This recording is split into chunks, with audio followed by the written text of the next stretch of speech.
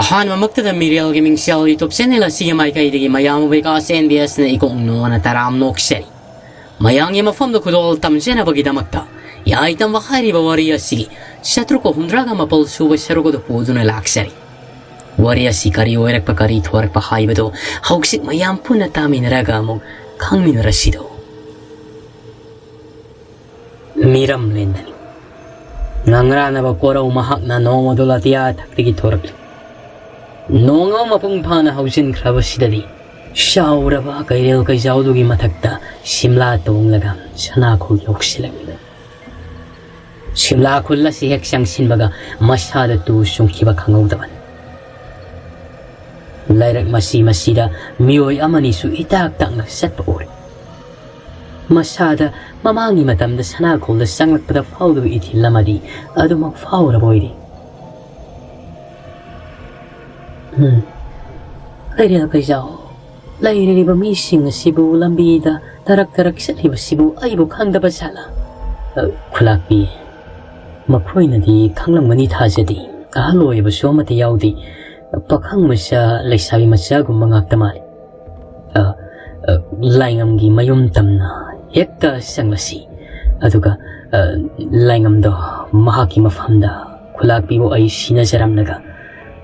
aidi samai leiraga adumak hanjakhagi kadai dono na hangna hangadoriba ai sompurum tel khulda nanai ai hanjakhagi yaroi kairel kaisao mafam asida nahak matam khara laiko aina ayama piji faubadi nahak laiko khulakbi ai laingam masibu ta sengna ye khabani ai mahaka kaidonda samai laisinaduna mahaki manakta ai matam pumnamakta lainindi kairel kaijao aina hairi wasi anirak suwangana nahak aina haibasi yadaba taragadi ipuroiba nahak hatkhribado Pari khulakpi makhada biragano loi khraba wadugi damakta nanai ingonda amuk tajinna thinba to biragano nanai ai khulakpi na haibudu mak yacharagi sum lakli matama sida lamai to na du sunga sidi makhong adu khajik sai su ba suraga thang mangam laboi mahak makhoi thonga la da lairammi khulakpi na lakni badu ubada mahak su hara lak Kulakpi simla kairel kaijau tu gulloina laingam hoi di yokshinkri kullasi da hausik wayar liba taurak liba pum namaksi akiba gi masan ahing da akiba mika mirau khol tamnarai khonjel kaya tari badasu laingam su phanakan nama kari taurabagi haidana sanna bhotnaban adabu ma ki loina bis apisana na yadrabanina mapal thugalamdi itak Una kayana sumangi masi de sai yung masibu imak maksin bagum ako ay basibu masu mga alamat hukta bagum tawag da simla matamoy da dilum jadi sumang matulad da kairel kaijao do manam madupon taraga kulakpi simla da bukulali simla na kairel kaijao nang nakauroy da badi hay koy ni gitung ilaglagalay sabol to lakiban Rumtel khulgi khunja sina lukari su tawro lai sagola sina tum inarak libase aigi itung inarak po waigani haidana ina thajai masina na khangna chatkadabani aigi ayaba yauduna khullas tigi hento payaro phagani khulakpi sumna kayel kajau su lew mangol da faumi ama te phamba udi mayai kagi thonga du di launa hangtokle shimla do sangselakle hairigi yuri makha du dileplaga Imagi biyama pisana ibungo laingam nakhoibu kana laibagene asyum sibo mi itak bugum tawriba sibo yahaki matungda apisana do masamaru ipa phangai tholi ima karino aibo mangla taibangla ima na hangna thanda laklibro hoi ima lakli biyama mama du supo yom thayong puraga lakpadu ima karino aibo kakalo ima paksida pamulaw ima mamagi po yom thayom na pairega ma na singkan mangol machi phak thari badu da phamli hairega itha thajidana mama da amadi sumang matol da lairi ba kail kaisau tu hi ma ki mediang sina wang kaya ma hangning ni haiba simla du na su khangli Imagi bema bisina nahak wakal laima pukning amuktang pataw. Karigidamak nahak ng sumumsan ribano ima na pum na magpanabas sila gataban. Ima kaireo kajaw. Mahaka ibang walay ngam gasu maruhela gataban. Ibang wabulay tabra. As ima hausik paugat tumbahugat rida. Karino hayri ba sibo? Matam ayaw ra ba sibo? Aduna ima hausik paugat tumbahugat ri. Namang nipase handakti anam ahayam na sukhalak pa matawri. Kung sisu parima asina si oikre. Ima na itanda lagli ba sibo? Kultuda kari kudong sada baga layra bagay ni ima nasa ingon na mayiksing na tambiyo ima. Ima gibi ima. Sumdaw ba ni? Kulak pa naw na ngarangahan siya pamtol hapre. Madudagi ima su ay gidamakta isa ama. Ipuroy ba malay din na kulto da lay ninga dabdasu kanasyo lay tre kunjasi nga doon na aybo mamani mapani na kanjarabasyo ay apopi isagi manaktalem huri ba ponsiya silom luragi hay doon na lakli pa ni ima ipima sita ba da abisina tuwi ni na wakal mga itaban supokse amadi mama na mahaki manaktal lay ba sinasuhi na paragani mapukning sulum jaba hay na maksu amarom da su haraw ba masupukli Mama bumathanong da kole hayraga mapitay thokpi. Ngihaki matungda sakumda kari kara tauram liba manayrubi singa dusu mari thorakli. Khulakpi lakpiramli. Lai marenbi nanay ikhoita siya hodri warobiroi ko. Kari sukaidi. Nakhoibu kari. Khulakpi thaba inkhangdi loisinjagadare. Khulakpi su saklam na lakpu ure saksu loisinjarabani sanaba taurasi. Ngihak tangay ko, ngihak layragi hek masasi. Magibi mabisina. Nakoy gi kunsibo, ima na kunjindagi hek siyang nagpada. Isara karigumba malipawi ni bima. Kuntak lan sibo gumna. Yung kay amadi. Lambi lamjaw sisu, pung say. Nung sinaliri mamay makukhang na ngay susilin. Duga. Nahaoy ba laysabi pa kanggong na ba kaya su masi da tok na layhawi ahal di amata udini. Ma adun kulse turay iray san ba hay ba dooy. Kunjasi nga si sumahay laytaw matang tok trabadi ay koy gi kul koli ba layring tong layring bi anya si kari gumamali tawri hay na ngangari ba ni sinari ba. Lama iton su sekaw sa sudo sura ka lakpan yaw sila ito. Lakpi ram nito. Lai bango. Bima, ay di kaw-ray kanano siba. Ima, kul sige lining tau layrin bisin na riba ay ko'y gimama ni maming nga lamay tuan kaw ba ni.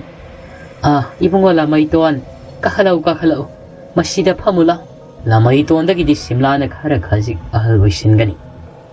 Sahida, yam na kan nahanadra su. Adon na, pumin pa minaraman. Lamay tuan na su, hay nang makaya di layri. Makula sige maramda mangtapoy na kari no toy na akitam na ray pura ba kaya piri ba dusu tamning ban. Ado po matang sadri kansin pasilagalay.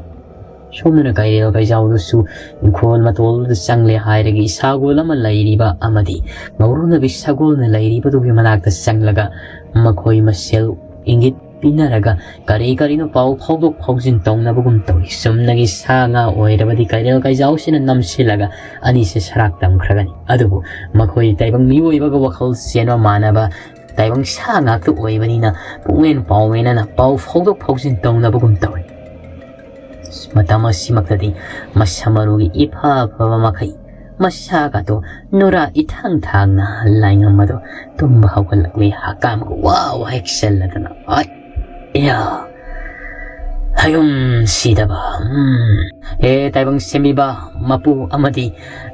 amam bapum na magpukuhan doon na angan ba yenbiri ba korawhan ba ipa ibang nanay nga si ngalaba koraw sida yahawrak liba si afaya kagada pinabiyo ko hay na koy na maga abisinado ting ba yade hihi hay na noktorak li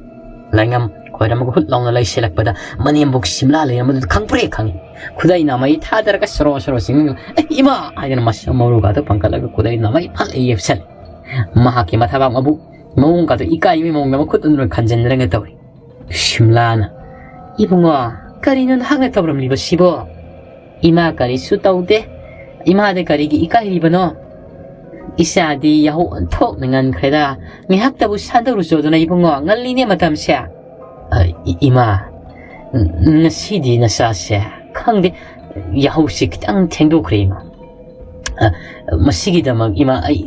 punimjari jangsilaglaga simlagi makong shoki daw simla manaton mel. Manam sidi haydana masilda tapno soli madupum namak manayre bising adu sutari amadi api senado stari ngak haydana noy laingam do ikai bu kai pra changkri mahak adi yado pai hayrega nung phajaba langtik langba ama moko yena khada tari ba makullaga nura taknabani sadana changkre jom mako maning pukhi tawkre irujakre matam dile palaitana saki nakala morong na kamdawriba ising ngakna thallaba taibang pala tudan mafum asidadi adom ngandana lay ising irol nung dalup thakraba sapabado mahak mamit hojik sing karam tawribanu khangdi ising aduda mamaigi mapasima tawkatlaga masadi lup thadabida adumak layram Sorak kuin tingkat lubagi kangon hontor aku gumna au idana loka kuraga mayadi ising kya su kap thoragli othoragli nyak ting mami tutanan pai sababado aku ibadu da hayap yeng ma nyak ti tarang sali kada idana ma kisibu aidana thangna mi kupta sing ipom singdana mamai da bo gashelak pada ma wakal khangta tai ai sibu mamna ti tai bangita 아이고 이런다 럭키보다이네 아두고 또 그럼나 샤시 꾸이네 다오라가 라이버디 야르더리 아두데 이거다이다 아다 까보 강라거리노 카라 다오라가 라이버시 마시기 마이가 이tam나 쌍라기 shum나 라잉암 마 아shum나 사파바도 마쿠토 헷테 히기 나우 호노곰나 하이라가 마팜 까보 강가야나 하우리 발리바 마이가 야shum 땀나 혼실라기 마탐디에도 막 레팔라이트나 샷키바나 kabukang mayamadugi marakta yaushin kiba kangauti yaki matungda aku iwa anak pa singadu yangmakpada uri layram liba singdum macha kayado madudagi mahakudakta uri ba singdum macha kayadugi manaktamna sangsinkri kayada parabala baksi ya ta singnamakidi singdum macha nati shaurawa wanglaba singi singdol karakak itat oina singsina wangma hen kibana khara phankatlaga lai jabagi wan madugi manak tamna makutuna hai dana honsilakli hairega matol tamna kakhat singu masya matol singadu da mak long khrap long makutu phantoklaga lai marai bak fabana yamna na singdu masya singa sim mahanga wakhal tarakpaga lairamban marai bak thibo oiramba tarabadi wanglaba nongodolati athaktegini isingdu taraklibadu mikupta thaba kaidana mak siramgadabani isingdu tasin thibo mongdu nabu mak sing leiba haibidara hing yak tamami usalaga sor sauna holara matungda nongodolati athakta mamit tarang panglaga yengkali sagi mangalada mamit adon komjenna ngyak tamni mamit ado amuk suru noy phuklauna hawalai ako ibudusu amuk yegni thangna mikupta masilda amuk shwali sapabado miram linde to singi yoram lagadi panida ko pare aina kutong tiba mata hawata arabasu mana karigumba miram len yodana nungaiba punsi marela malai kibaduna aina pamli yaita madusu aina mafum sidala yarabadi mahang na kayo nungda miram lena duda kanagi da su mapantang na haibadi asok apani na malaroy dana pare mafumashida isum laiba na parida miram lena toki dana ba haidana maktap paega makwang duda marakpada ngaglibadi yai tamo wai tiba pina ba mureng tang sangado lairamtri haidana mihol dang so ako iba duda yengi wakala mo tatri kadai waidi le horago no haibido ma kangri mureng tang sang kaniga tawriba sibo ai mureng tang sang do ai bu pangshidi yamna kanna chini yechen kebugum tawbanida kadai waidi le horago no modo ba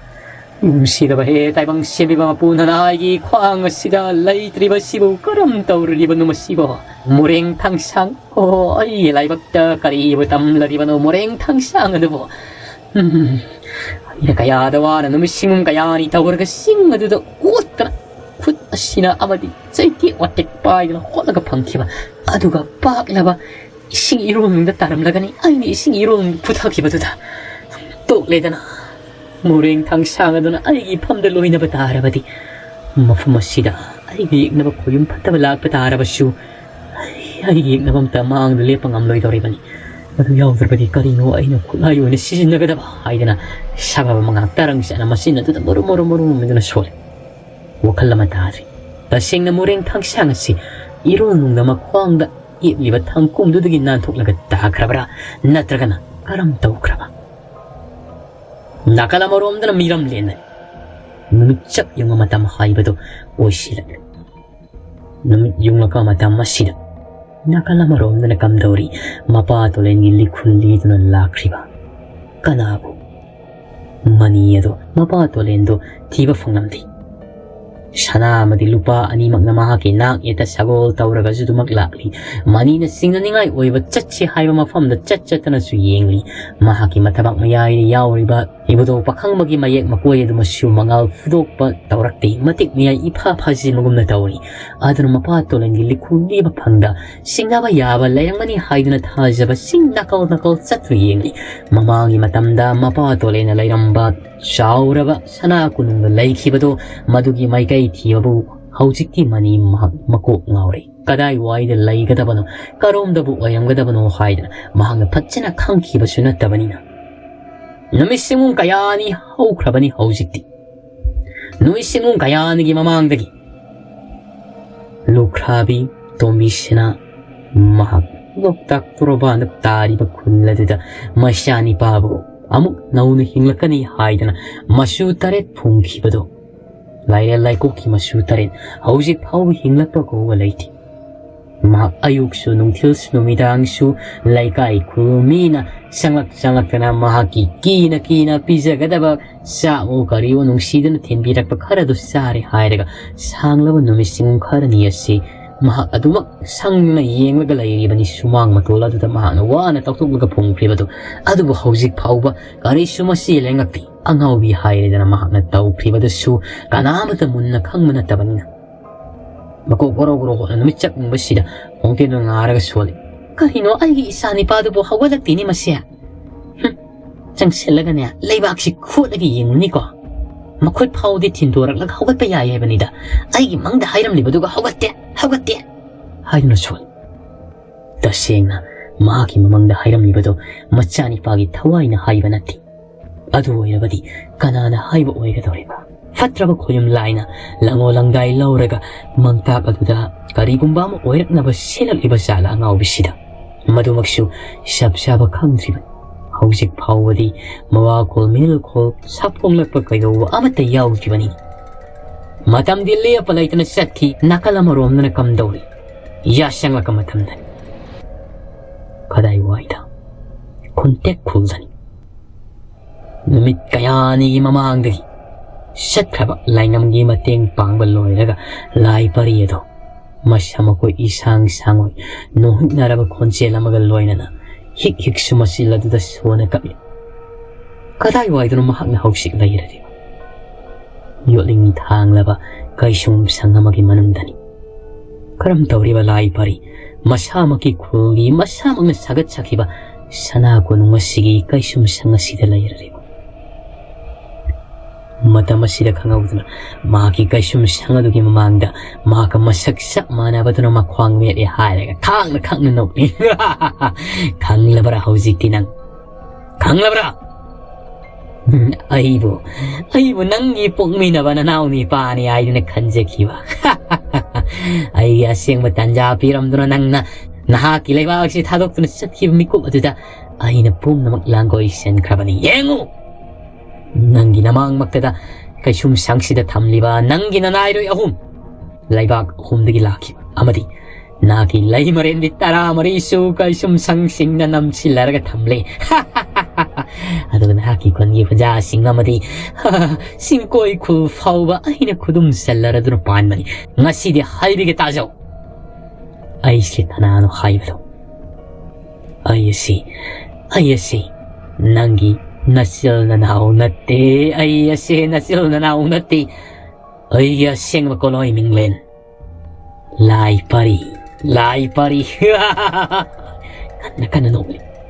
lai pari fukhawat laga kay sumsang iyoli na makungkut kulabado tatat kaya na muklaga makyasik laga kari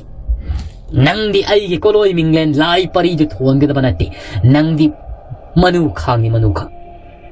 mathong maram khang da nang lag laga ay na mining si ulubagi da magta ay gi thakka harga net ki banatra numit ini humni khak yung masi thado kuno ay na chat ki bada numit ini humni kak sana ko nung thado ki bada nang ne torang liyo sikarino hay masamang na lai pari ni hay na hay sari ba sakma na masina hay bige tajaw nang amadi lai mare mi tara mari ga sana ki bawari pum mag ay na nangi thungsin pa de lumlagalay na magtahaw ra baning aduga nang nakalari ba natik na yay dagi saruk ani he na ay na sukalli ay na nangonda phongdok tabagi wani madugi matungda ay na taray na koy sana ko nung masibu kudum sen busung namki ay lalong kaya laba matungda nang nasakhi ba numitugi yasang magkamatamda ay na kudum sen ki nang ginanayro ako masini yet ki makudo tangsang pa ay naga ay ngakaklaga hat kiniya na sinaki ay na makoy busu kudakta ay ba singlaba panggal amati itik yay putok laga pado na kasumsang asida namjin kibani hat pa magtinong haite wa na kasumsang asida kang na leminaw haite na aduwa si masutazaw naki lay maren bitara marigi manungda lay maren bitara ganit hoy di hausik tawum tasing sujalak labani tawum ahum muphasilak labani miro lakpa lay maren di ani amasu lay maren di ani amasu ay apa makalla na ay lay mareli oy na yang matam da hap daraga da bani nang nating wangam breng jau lay mareli singa tuna lay ri ba kasum singa du dagi laure kari ay koi bu nang lay mareli oy ba ay koi ngam loy ay koi sira ba su siga ni nang lay mareli oy roy ipuroi ba amadagi hen ba ngam seroi ay koi hay taning de tomin layu sek lau bisa ay na hay buta tawsa gada bani natrabadi nakhoy ba ay na lem na tham gada ba pisa gada banati tum na hat kani ay apa maning ba thongalu napuroy ba mati nakhoy nabuk sathan na chara ani nong gidong dangani ay lam lay marendi oy gada bani phajjarabi sangkholabi tabum laurabi ani yauri ba to khallari hay raga kan nokle lai parido asima makhangning matuna mamagi matamda sakma naribasina laklaga semjin chadin wahi kaya hairubudu ta mahangna thajaraga matang sabada masibu inthokina ba tawribado madu mahangna khajik tang thenthakhibanani maraibak thiribasi aduba asingba achungmado magu phajiliba lai pari sigi khangninglak ultuna mahangna hanglam adudi hairo nahakna samak lai pari ai sakma na ba mingma na bani hairabadi nakadai digi lakpano karam tawna mafum sida hay lagi taro ay se lai parini adu ay se sumna tagil minatay koyum tam chira ba na lango lang dahil ura laki bani ay aseng masaktam duning bra ay aseng masaktam ubatara badi nangi taloy sing da salaribi tawam surarabi taraga ni toyasi ay gisamil pangladuna puglak kadaba angang pum namak lai parina nati nangi asing masakta mo duti wala kano ado mo nahang na mataw karam na ay inaktalak laga karam taw na ay gisanga na haliba hay butuay mo na hayo hay regitaro ay kilang walang da yami miram lela si dehek atak apo na nalaki ba nati ay si tasing na tajaw ay yairam len dagi lai pari kari yairam len ay bu oh mamangi matamdamay ba't walay na matimasani palay ngam ning lahay kiba yairam len kari yairam len hay badi mani yairam len mang takla batay bang palni matutiki ay na asing matanja malauraga lay thora kibani yairam len dadi ay si banay trabado kumlaba sinay traba misak amak oy ki yairam len kawang may kay kodimag may natum na saglaga akibangi masyakang baba may kay mari ngak pa koyum lai na may kay zaba koyum lai olaga may kay mari sin batong na sarak laba matanda ay di sibayada na kaya dawa na ngawraga may rilak aduda isagi sadong pom na magsaktik ito na taro olaga laikiba ꯃꯗꯨꯗꯒꯤ ꯃꯃꯩ ꯊꯪꯗ ꯑꯩꯒꯤ ꯂꯩꯖꯕ ꯁꯥ ꯄꯥꯡꯒꯜ ꯄꯨꯝꯅꯃꯛ ꯄꯨꯊꯣꯔꯛꯇꯨꯅ ꯌꯥꯏꯔꯝꯂꯦꯟꯗꯒꯤ ꯑꯩ ꯃꯤꯔꯝꯂꯦꯟ ꯑꯁꯤꯗ ꯁꯥꯐꯣꯡꯂꯛꯈꯤ꯫ ꯀꯅꯥꯒꯤ ꯃꯇꯦꯡꯅ? ꯇꯝꯊꯤꯔꯕ ꯈꯣꯌꯨꯝ ꯐꯠꯇꯕ ꯂꯥꯏꯃꯨ ꯑꯃꯒꯤ ꯃꯇꯦꯡꯅ꯫ ꯃꯤꯔꯝꯂꯦꯟ ꯑꯁꯤꯗ ꯍꯦꯛ ꯁꯥꯐꯣꯡꯂꯛꯄꯒ ꯑꯩꯒꯤ ꯊꯋꯥꯏ ꯂꯥꯏꯃꯨ ꯑꯗꯨꯒꯤ ꯊꯋꯥꯏꯗꯨꯒ ꯌꯥꯟꯁꯤꯟꯅꯈꯤꯕꯗꯒꯤ ꯑꯩꯒꯤ ꯁꯛꯂꯣꯟ ꯑꯁꯤ ꯂꯥꯡꯅ ꯅꯪꯒꯤ ꯅꯅꯥꯛꯇ ꯌꯦꯠꯂꯒ ꯂꯥꯛꯄ ꯉꯝꯈꯤꯕꯅꯤ꯫ ꯁꯤ ꯈꯛꯇꯁꯨ ꯅꯠꯇꯅ ꯑꯩꯒꯤ ꯁꯛꯂꯣꯟ ꯌꯥꯝꯃꯤ, ꯑꯩꯅ ꯇꯧꯒꯦ ꯍꯥꯏꯕꯗ ꯉꯝꯗꯕ ꯂꯩꯇꯦ, ꯑꯩꯅꯕꯨ ꯌꯦꯡꯁꯤꯟꯈ꯭ꯔꯕꯗꯤ ꯅꯨꯡꯉꯥꯏꯕ ꯉꯝꯗꯅ ꯃꯥꯡꯒꯗꯧꯔꯤꯕꯅꯤ꯫ ꯅꯪꯃꯛꯁꯨ ꯍꯧꯖꯤꯛ ꯃꯔꯥꯏ ꯆꯥꯏꯊꯔꯛꯂꯤꯕꯁꯤꯅꯤ꯫ ꯀꯟꯅ ꯅꯣꯛꯂꯤ꯫ ꯃꯍꯥꯛꯅ ꯉꯥꯡꯂꯤꯕꯁꯤꯕꯨ ꯃꯤꯅꯝꯕ ꯑꯣꯏꯔꯤꯕ꯭ꯔꯥ, ꯑꯁꯦꯡꯕ ꯀꯔꯝꯅ ꯑꯣꯏꯊꯣꯛꯀꯗꯕꯅꯣ ꯍꯥꯏꯗꯅ ꯈꯜꯂꯤ꯫ ꯀꯅꯥꯕꯨ? ꯂꯥꯏ ꯄꯔꯤꯗꯣ꯫ ꯇꯁꯦꯡꯅ ꯃꯍꯥꯛꯀꯤ ꯁꯛꯃꯥꯟꯅꯕꯁꯤꯅ ꯍꯥꯏꯔꯝꯂꯤꯕꯁꯤ ꯃꯍꯥꯛꯃꯛ ꯊꯥꯖꯕꯗꯤ ꯉꯝꯗꯦ꯫ ꯋꯥꯍꯩ ꯀꯌꯥꯁꯤ ꯍꯥꯏꯔꯝꯂꯒ ꯁꯛꯃꯥꯟꯅꯕ ꯂꯥꯏ ꯄꯔꯤ ꯌꯥꯏꯔꯝꯂꯦꯟꯒꯤꯗ ꯊꯣꯛꯈ꯭ꯔꯦ꯫ ꯃꯤꯑꯣꯜ ꯇꯪ ꯁꯣꯡꯂꯒ ꯂꯥꯏ ꯄꯔꯤꯗꯣ ꯂꯩꯔꯤ꯫ ꯅꯨꯃꯤꯠ ꯆꯨꯝ ꯀꯌꯥꯅꯤ ꯁꯨꯔꯛꯂꯦ ꯑꯩꯕꯨ ꯀꯩꯁꯨꯝꯁꯪ ꯑꯁꯤꯗ ꯊꯝꯂꯛꯂꯤꯕ꯫ ꯃꯇꯧ ꯀꯔꯝꯅ ꯑꯩ ꯀꯅꯥꯒꯤ ꯃꯇꯦꯡꯅ ꯀꯩꯁꯨꯝꯁꯪ ꯑꯁꯤꯗꯒꯤ ꯅꯥꯟꯊꯣꯛꯀꯅꯤ? ꯑꯩꯕꯨ ꯆꯥꯂꯕ ꯈꯨꯟꯖꯥꯁꯤꯡꯁꯨ ꯍꯧꯖꯤꯛꯇꯤ ꯃꯍꯥꯛꯅ ꯄꯨꯡꯁꯨꯝꯗꯨꯅ ꯃꯍꯥꯛꯀꯤ ꯃꯥꯌꯣꯛꯇ ꯂꯩꯈ꯭ꯔꯦ꯫ ꯑꯩꯒꯤ ꯅꯨꯡꯁꯤꯖꯔꯕ, ꯃꯍꯥꯛꯅꯁꯨ ꯈꯨꯗꯨꯝ ꯆꯟꯕ ꯉꯝꯗ꯭ꯔꯕ ꯑꯩꯒꯤ ꯏꯅꯥꯏꯔꯣꯏ ꯑꯍꯨꯝ ꯑꯁꯤꯕꯨꯁꯨ ꯐꯥꯖꯤꯟꯈ꯭ꯔꯦ꯫ ꯑꯩꯒꯤ ꯃꯄꯨꯔꯣꯏꯕ ꯅꯤꯡꯂꯕꯤ, ꯑꯩꯒꯤ ꯂꯣꯏꯅꯕꯤ 13 ꯑꯁꯤꯃꯁꯨ ꯐꯥꯖꯤꯜꯂꯒ ꯊꯝꯂꯤ꯫ ꯃꯍꯥꯛꯅ ꯈꯨꯗꯨꯝ ꯆꯟꯕ ꯌꯥꯒꯗꯕꯁꯤꯡꯅ ꯍꯥꯟꯅꯒꯨꯝꯅ ꯑꯗꯨꯃꯛ ꯂꯩꯍꯜꯂꯤ꯫ ꯀꯔꯤ ꯄꯥꯝꯕꯩ ꯇꯧꯔꯒ ꯑꯩꯅ ꯃꯍꯥꯛꯄꯨ ꯈꯨꯗꯨꯝ ꯆꯟꯕ ꯉꯝꯒꯗꯕꯅꯣ? ꯑꯩꯁꯨ ꯏꯄꯥꯡꯒꯜꯁꯤ ꯐꯅꯌꯥꯝꯗꯤ ꯀꯟꯕꯅꯤ, ꯑꯗꯨꯒ ꯀꯔꯤꯒꯤ ꯃꯍꯥꯛꯅ ꯊꯥꯛꯂꯝꯂꯤꯕ ꯌꯣꯜꯂꯤꯒꯤ ꯂꯥꯡ ꯊꯥꯛꯅ ꯈꯣꯡ ꯈꯨꯠ ꯄꯨꯜꯂꯝꯂꯤꯕꯁꯤꯗꯒꯤ ꯅꯥꯟꯊꯣꯛꯄ ꯉꯝꯗ꯭ꯔꯤꯕꯁꯤꯅ ꯀꯔꯤꯒꯤ? ꯍꯦ ꯄꯨ ꯄꯥꯡꯍꯟꯕꯒꯤ ꯃꯆꯥ, ꯍꯦ ꯃꯤꯍꯤꯡꯂꯦꯟ ꯊꯋꯥꯏꯖ ꯄꯥꯡꯊꯣꯏꯕ, ꯂꯥꯏꯌꯦꯡꯅ ꯈꯨꯠꯂꯥꯏ ꯑꯣꯏꯅ ꯄꯥꯏꯕ ꯏꯄꯥ-ꯏꯕꯨꯡꯉꯣ, ꯅꯆꯥꯒꯤ ꯁꯥ ꯄꯥꯡꯒꯜ ꯄꯤꯅꯔꯤꯔꯣ? ꯅꯆꯥ ꯑꯩ ꯌꯥꯝꯅ ꯋꯥꯔꯦ ꯍꯥꯏꯗꯅ ꯀꯞꯂꯤ꯫ ꯑꯗꯨꯕꯨ ꯃꯍꯥꯛꯀꯤ ꯃꯐꯝꯗ ꯀꯔꯤꯁꯨ ꯑꯍꯣꯡꯕ ꯂꯩꯇꯦ꯫ ꯃꯄꯥ-ꯏꯕꯨꯡꯉꯣꯕꯨ ꯅꯤꯡꯁꯤꯡꯅ ꯐꯅ ꯀꯟꯅ ꯅꯤꯖꯔꯕꯁꯨ ꯅꯥꯀꯜ ꯑꯃꯔꯣꯝꯗꯅ ꯀꯝꯗꯧꯏ? ꯌꯥꯆꯪꯂꯛꯄ ꯃꯇꯝꯗꯤ ꯑꯣꯏꯔꯦ, ꯃꯝꯗ꯭ꯔꯤ, ꯅꯨꯃꯤꯠꯅ ꯆꯤꯡꯌꯥ ꯊꯦꯡꯈꯤꯕꯗ ꯉꯥꯏ꯫ ꯈꯨꯂꯥꯛꯄꯤ ꯁꯤꯝꯂꯥꯗꯣ ꯊꯣꯔꯛꯂꯦ ꯍꯥꯏꯔꯒ ꯊꯣꯡꯒꯥꯜ ꯑꯗꯣꯝꯗ ꯂꯦꯞꯂꯦ꯫ ꯀꯩꯔꯦꯜ ꯀꯩꯖꯥꯎꯗꯨꯁꯨ ꯃꯍꯥꯛꯀꯤ ꯂꯩꯐꯝ ꯊꯣꯛꯄ ꯂꯩ꯫ ꯑꯗꯨꯒ ꯌꯥꯝꯅ ꯉꯛꯂꯤꯕꯗꯤ ꯂꯥꯏꯉꯝꯗꯨ ꯀꯩꯔꯦꯜ ꯀꯩꯖꯥꯎ ꯂꯥꯛꯏ ꯍꯥꯏꯗꯨꯅ ꯎꯈ꯭ꯔꯤꯕꯅꯤ꯫ ꯃꯍꯥꯛ ꯊꯑꯣꯏꯔꯨꯗꯕꯒꯨꯝ ꯑꯗꯨꯃꯛ ꯎꯁꯟꯅꯗꯕ ꯈꯪꯁꯟꯅꯗꯕ ꯁꯥꯔꯒ ꯂꯩꯔꯝꯃꯤ꯫ ꯀꯔꯤꯅꯣ? ꯃꯍꯥꯛꯀꯤ ꯋꯥꯈꯜ ꯄꯨꯛꯅꯤꯡ ꯃꯊꯥ ꯄꯨꯝꯅꯃꯛ ꯑꯁꯤ ꯑꯅꯝ ꯑꯍꯥ ꯆꯨꯁꯟꯈ꯭ꯔꯦ꯫ ꯂꯥꯏꯅꯤꯡꯊꯧ ꯂꯥꯏꯔꯦꯝꯕꯤꯅ ꯐꯝꯒꯗꯕ ꯐꯝꯕꯥꯜ ꯑꯗꯨꯗ ꯇꯤꯅꯨ ꯂꯥꯏꯃꯨꯅ ꯀꯥꯏꯗꯣꯛꯂꯒ ꯂꯩꯔꯕꯅꯤꯅ ꯈꯨꯜꯁꯤꯒꯤ ꯃꯄꯤ ꯃꯄꯥ ꯑꯣꯏꯕꯗ ꯇꯥꯏꯅꯔꯛꯄ ꯍꯥꯏꯕꯁꯤꯗꯤ ꯃꯁꯥꯅ ꯇꯥꯕꯅꯤ꯫ ꯑꯗꯨꯃꯛꯅꯤ ꯂꯥꯏꯉꯝ ꯑꯃꯗꯤ ꯑꯄꯤꯁꯅꯥ ꯇꯧꯔꯤꯕꯁꯤ꯫ ꯑꯄꯤꯁꯅꯥꯅꯕꯨ ꯈꯔ ꯐꯩ, ꯂꯥꯏꯉꯝꯗꯤ ꯃꯕꯨꯗꯤ ꯃꯔꯧꯁꯤꯡ ꯑꯃ ꯏꯐꯛ ꯐꯛꯁꯤꯟꯕꯒꯨꯝ ꯇꯧꯔꯤ꯫ ꯅꯍꯥꯟ ꯃꯈꯩꯗꯤ ꯂꯥꯏꯕꯨꯡꯗ ꯆꯠꯀꯦ ꯑꯗꯨꯅ ꯑꯄꯤꯁꯅꯥꯅ ꯐꯅ ꯀꯟꯅ ꯈꯝꯂꯝꯕꯅꯤ꯫ ꯑꯗꯨꯕꯨ ꯍꯧꯖꯤꯛꯇꯤ ꯏꯃꯨꯡꯗꯒꯤ ꯐꯥꯎꯕ ꯍꯦꯟꯇꯣꯛ ꯌꯥꯗꯦ, ꯌꯥꯝꯅ ꯇꯥꯡꯅ꯫ ꯉꯁꯤꯒꯤ ꯅꯨꯃꯤꯠꯁꯤꯗꯗꯤ ꯃꯪꯒꯣꯜ ꯐꯥꯎꯕ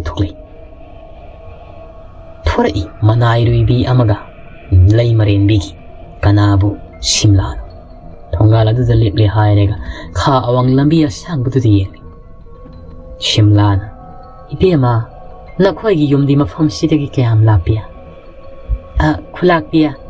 ꯃꯐꯝꯁꯤꯗꯒꯤ ꯑꯩꯈꯣꯏꯒꯤ ꯌꯨꯝꯗꯣ ꯌꯨꯝꯊꯪꯅꯕ ꯇꯞ 5ꯃꯨꯛ ꯂꯥꯜꯂꯒ ꯑꯗꯨꯃꯛ ꯂꯩꯔꯤ꯫ ꯑꯗꯨꯗꯤ ꯌꯥꯝꯅ ꯅꯛꯏꯅ ꯏꯕꯦꯝꯃ꯫ ꯁꯨꯝ ꯅꯛꯑꯦ ꯍꯥꯏꯕꯒꯤ ꯋꯥꯅꯤꯗ, ꯑꯗꯨꯝ ꯈꯪꯗꯦ, ꯈꯤꯇꯪꯗꯤ ꯑꯗꯨꯃꯛ ꯂꯥꯞꯄꯅꯤꯗ꯫ ꯍꯥꯏꯕꯗꯤ ꯌꯨꯝꯁꯤꯡꯁꯤꯁꯨ ꯈꯖꯤꯛ ꯂꯟꯅ ꯇꯥꯟꯅꯔꯦ ꯑꯁꯣꯝ ꯃꯥꯏꯀꯩꯗꯗꯤ꯫ ꯑꯁꯣꯝꯒꯤꯁꯤꯡꯁꯤꯅ ꯑꯗꯨꯃꯛ ꯊꯪꯅꯔꯒ ꯇꯥꯟꯅꯔꯕꯒꯨꯝꯕꯅꯤꯅ ꯏꯪꯈꯣꯜꯁꯤꯡ ꯑꯁꯤ꯫ ꯑꯩꯈꯣꯏ ꯑꯁꯣꯝꯒꯤꯗꯤ ꯏꯪꯈꯣꯜ ꯆꯥꯎꯅ ꯂꯩꯅꯕꯅꯤ꯫ ꯑꯗꯨꯗꯤ ꯏꯕꯦꯝꯃ, ꯍꯣꯔꯦꯟ ꯑꯍꯤꯡꯁꯤ ꯅꯪ ꯃꯐꯝꯁꯤꯗ ꯂꯦꯛꯀꯗꯧꯔꯤꯕ꯭ꯔꯥ, ꯍꯟꯗꯧꯔꯤꯕ꯭ꯔꯥ? ꯄꯥꯂꯤꯒ ꯅꯥꯏꯅꯕ꯭ꯔꯥꯅꯦ ꯅꯣꯏꯒꯤꯁꯤꯕꯣ? ꯈꯨꯂꯥꯛꯄꯤ, ꯄꯥꯂꯤꯕꯨꯗꯤ ꯅꯥꯏꯅꯩ, ꯑꯗꯨꯕꯨ ꯑꯩ ꯉꯁꯤ ꯃꯐꯝꯁꯤꯗ ꯂꯦꯛꯂꯒꯅꯤ꯫ ꯑꯗꯨ ꯈꯨꯂꯥꯛꯄꯤ, ꯅꯨꯃꯤꯠꯁꯨ ꯃꯌꯨꯝ ꯆꯪꯈ꯭ꯔꯦ, ꯉꯥꯏꯍꯥꯛ ꯂꯩꯔꯕꯗꯤ ꯑꯩꯈꯣꯏ ꯈꯨꯟꯁꯤꯒꯤ, ꯑꯗꯨꯅ ꯆꯪꯕꯤꯔꯕꯗꯤ ꯐꯒꯗꯕꯅꯤ꯫ ꯏꯕꯦꯝꯃ, ꯅꯪꯅ ꯍꯥꯏꯁꯨ ꯍꯥꯏꯕꯅꯤ, ꯁꯨꯛ ꯉꯜꯂꯤꯕꯁꯤꯗ ꯂꯝꯕꯤ ꯂꯝꯖꯥꯎꯁꯤꯗ ꯃꯤ ꯑꯃꯇ ꯐꯣꯡꯅ ꯆꯠꯅꯕ ꯎꯗꯦꯅꯦ꯫ ꯌꯦꯡꯉꯨꯅꯦ, ꯂꯝꯕꯤ ꯂꯝꯖꯥꯎꯁꯤꯁꯨ ꯎꯅꯥ-ꯋꯥꯅꯥꯅ ꯑꯃꯨꯛ ꯂꯣꯏꯕ ꯄꯨꯡꯆꯥꯏ꯫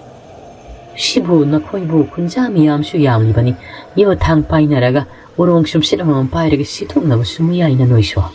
ꯈꯨꯟꯖꯥ ꯅꯈꯣꯏ ꯈꯖꯤꯛ ꯇꯔꯛ ꯇꯥꯕꯁꯤ ꯂꯨꯅ ꯅꯥꯟꯅ ꯊꯝꯕ ꯌꯥꯏ ꯍꯥꯏꯕꯅꯤꯗ꯫ ꯈꯨꯂꯥꯛꯄꯤ, ꯍꯥꯟꯅꯒ ꯃꯥꯟꯅꯗꯦ꯫ ꯈꯨꯜꯁꯤꯗ ꯍꯧꯔꯤꯕ ꯎ ꯋꯥꯁꯤꯡ ꯑꯁꯤꯁꯨ Handak khulsigi ahongba khara lakhibadudagi yamna ka hena matoina kinbagumnasu tawi. Sitliriba nungsit asisu khangai khangjil laktana amuksu sitpani. Handaktasu nungai nungsit kanna tawkhidana ingthaugi sanggoibaw namthakribani. Nongna amuk sembatjaribani. Aduna khulakpi changasiba. Lai marimbi abisinagi manairoibisi kirabani pakatlabani. Namsilakpaga thengsilakpaga takiba khonjindu taraklagadra hayun. Nubu Simla masada akibadi pukrudri. Simla thongalda lairibadu kairel kaijawju mangak thangatana yenglibaniko. Mahaki nuksiraba mapu amu oina khankrabani ningkrabani. Simla sibu kairel kaijawsina mapuraiba mahaki khayata sikhiba oirabasu. Khulakpi Simla sibudi mathwai tharabasu thana. Mahanga phalchana luna mamagumna khanjiraganedana chakyungna lepkrabani. Tungdamangda sangnaragi. Haujinki aduma numidangi matam oishanki. Mangola du fauba khulakpi Simla na phamnamudu mamsilakpadudagi masanupi abisana na makut pairaga singsinkri. Ima yungi mapawda thukpa yadedana thongsina lonchinkri. Mangaduda lairibi manairibi makhoi mari manga aduga Simla abisana amadi laingam makhoi saksana na batawri. Saksa dangai mahaki mamak nupa asida Simla yamna munni yengi. Mahaki masada mamak nupa si masa ising dabugumna karigumba itilamadi pawrami Simla. Dabu munni yengaba matungda maksu saksa bahawkri. Haibaga tawbaga sak tongarakpa matang sidan. Tabada yamna hainadraba khonjil kaya tabahawri. Mayamna tanariba sidagi laingamgi napadana suhena hauna tahalaklam. Mahakpu Kulam toina kana kaugum mafamadonda lau haibagi matagum nani engit pina kaurlibasi. Mahaksu masasi laita kung khangdi tawhom la kung khangdana lairami lainga. Mahaki loina bi abisana asina panakana yadabani na lainga. Thokpagi thokpa ngamlamde yumsidagi. Abisanagi maching mahakna khang mama Simlagi su masing pataba khanglibani lainga. Saksari hairaga mayai kada dange hapalnaga laingam tumba sankri. Abisanana ima ngasidi nanairoibi singna somningol ka lairibase sida tumbigera natragana mayombina lairambaka. Kari imagi bema mayombi maphamasida mayombi maphamasida lairambagini ima hujikodi satkre kadai laikhrabano su khandi. Masigi wasi to asida ima mayombina lairambaka asida laigi haibra. Natragana imana apamba am hekda yarek piro. Ibema imadi mayai ka sida sum tharaga tumlageda. Al oiba aina nya mayai lambise yumsigi mayai ka singak lagi. Isa inai singa sibu sokopanba aina pumna mag-aktop oina. As ima fateta hoideba adumayna haigano. Nasa itabada nungaisati. Oh pare imana puragliba sina tharaga nya tumlagi nang support hajarur salo. Adoi bema tarabra ngasai tarliba khonjel se. Masi aphabagi khudam de nate ko nangsu mun amuk tari wakhal to. Ankhoi badi matoina adumak thengaraklabani na hanwai degi kaya thoina isada akhidu jungbudi pokti. Adu imagi bema masi aphabadi nate ko mapi mapa oibana khoida pomnamak haitharakaduribani. So, tomorrow salo, masina ko nagi wakhanarasi numita hoina sagadaba nate. Masano piya pisinasu tumadumak sangkri. Adu Simladi mahak adumak tumdabida panakoina pamaglairami. Nakalamaromdana numidang matamsu oidrabanina. Singdung masado danga sai laiba mapamadida lai. Makong tingthokpa khaktani salibasi chapam koina laiba nati yamna pikrabani. Hamung macha amugum hek chauba singdo lama khakni mahang lairibasi. Uwam tu jo haudugum taw sakna di lama karibu sarugani ising adu kalaga thakpanatan. Numidang haibadu malaitraba mafamna neba aina lairisi. Pare yaita ba hatnaba matam kuina sangna amaiba tolenge thajabaga loinana paikiba hangsang adu sumangkri. Isa phau mangdribase khakngai Asiliba kudai si maga daurabadi ay masikan hek kisi thar laksal hogede hay aidan sababado makisi kan laksan jai mapu prit adusu macet segairabani ko prit chinaga marolama asaibu Ada lairiba singdu masa singa saingai mumuni yungudini wi uidana wakhal matha sana sinna prok shuling mafam somna mu iro yaga chalage de aisi hai kaidana pan chong thagre mafi marol du kwangla padanga ibani muk chong thagre adaga urriba singdol macha du gi mai kai tam kharama khairi sarammi kanagomba amagi hingkhol khara piktak to mafam amugum sauriba singdosi u kharamasu hawi u haidi amata pan bu unati kari pambino haibasu saphabana khangamdi khada sang sang ni hairaga hangsik lang ni hakti phami intha bugum taw phana du wai shamida lam no bada mun ne yeng thrabadi ngasai na leiram leba singdon masa du gi sin buina pikpa mali e taibang sembi mapu ai masigi di taibang sembi ba mapu ga leiram la roida loi loi ra taibang pal sibu ho miram len gi taibang sembi ba mapu nanai aibu mafam sida kayam kuina bu hingan bidori bano sahi sama hena punsi han biyo ko aina lairiba naha oibugi taga taga tikwa sakha masida adu oirabadi nanai harau harau adu maksa wasa da laijagi haidana hanga oba sapa bado masil da sol karibu tawjeru ge da bano haidana mak phagi so khayu ori sanan na basu laita masil da sonjari ban shumna lairingai mak na laiba singdo la sigi akoi bada nga kaya prik prik sawana hekta ngayam mubugumna maikay amarom di mu na la bado masibu hangoi tong sanga mandrani lepalagi musin mo nani nila ibas ising lamtik lang masida mamangda mayab chauba shaw kraba nga du oyram tari makoy kurupsi ay na laiba singdo sige may kaitam mo pan mo tawag laini kauni dana kudai si habitang loktugi da hay kari di pambay lairi kudai pat loktugi masama tanda ni kari da boy kai daw noina adu makul ani maktun khankay nga singdo magi singdo la si nga singdo mahak na lairiba si mapala prang prang song khalak to siyaw nuga yam ngak libadi yam na kan na pik to sunat taba singdo inkol masama kum siyaw si masib la ga nga singdo song khanaram pan chong mani pan chong sapa bagi masarga podro boy na thai karim to riba sibo kan nga no side aina khali nga du din na treni maside ay kudai no kochali paniam yami kudai no kochan bado atai nga singa di loina singdo la sibo la nakal wang mada jara hay na chong na chanak sahaba magi kudai no koli banga do laima ai da kudai do kisel bo thai loina hatu prat long no kudai do thu ai ge sim lang ta jo sudu ga muk sesa ngai kudai si asu pa muk sesa labani na ngai hak leirabadi puk leng khalak lani ngai hai chini ai ngai hanga obani ko sapa bachi mathanda kuina leirak labadi ngawi hai bidini mahang usik tawri basi mathanda sungangi mathanda susoli mathanda su zaijari